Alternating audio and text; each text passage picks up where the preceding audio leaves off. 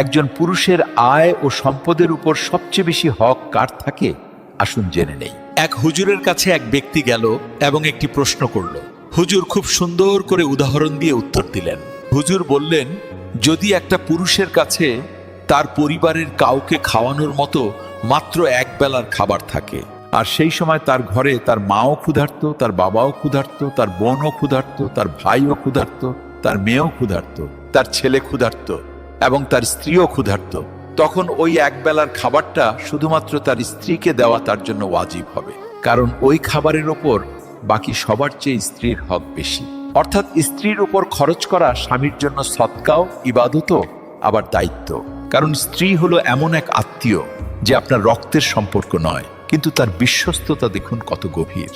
মা, বাবা, ভাই বোন আপনার নিজের রক্ত, কিন্তু স্ত্রী হলো এমন এক সম্পর্ক যা আপনার ভাগ্যে বা নসিবের মাধ্যমে আপনি পান। আর তারপর সে আপনার সব ক্লান্তি, সব ব্যথা এবং সব দুশ্চিন্তা ভাগ করে নেয়। তার মনে আপনার জন্য দোয়াও থাকে, আবার আপনার জন্য তার ত্যাগও থাকে। আর আল্লাহ এই সম্পর্ক নিয়ে বলেছেন, নারীরা তোমাদের জন্য পোশাক স্বরূপ আর তোমরা তাদের জন্য পোশাক স্বরূপ।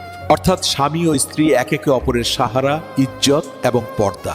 তাই স্ত্রীর ওপর খরচ করা শুধু ফরজ নয়, বরং এটা ভালোবাসার বহিঃপ্রকাশ এবং সৎকাও।